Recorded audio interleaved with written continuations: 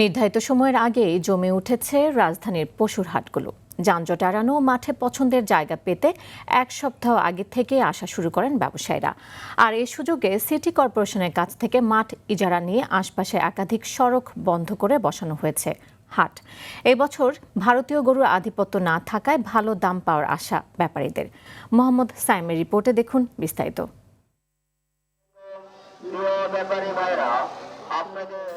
18 মে দেশের আকাশে পবিত্র জিলহজ মাসের চাঁদ দেখা যাওয়ায় 28 মে সারা দেশে উদযাপিত হবে পবিত্র ঈদুল আজহা। তাই নির্ধারিত সময়ের আগেই রাজধানীর পশুর হাটগুলোতে দেশের বিভিন্ন স্থান থেকে পশু নিয়ে এসেছেন ব্যাপারীরা।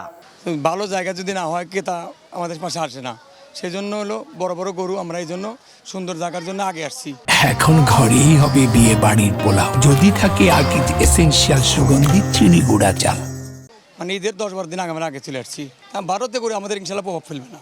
এবছর ভারতীয় গরুর আধিপত্য না থাকায় ভালো দাম পাওয়ার আশা তাদের। জানান খাবার সহ সব ধরনের খরচ বেড়ে যাওয়ায় গেল বছরের তুলনায় দাম কিছুটা বাড়বে।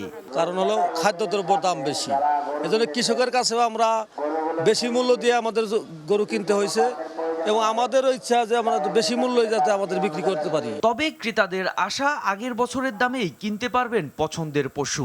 আগের মতনই দাম আছে, এখনো দাম বাড়েনি, তবে সম্ভবত বাড়তে পারে আর কি। এদিকে তেজগাঁও পলিটেকনিক মাঠ ছাপিয়ে আশপাশের সকল সড়ক বন্ধ করে হাট বসিয়েছে ইজারাদার।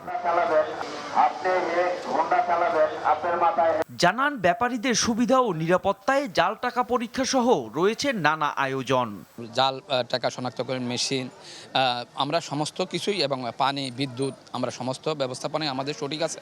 আমরা যেখানে কোনো সমস্যা দেখছি আমরা সাথে দ্রুত সমাধান করছি। পশুর হাটে জাল টাকা, ছিনতাই, চাঁদাবাজি রোধ করে দেয়া হবে নিরাপত্তা, এমনটাই প্রত্যাশা ব্যবসায়ী ও ক্রেতাদের। মোহাম্মদ সায়েম, RTV, ঢাকা।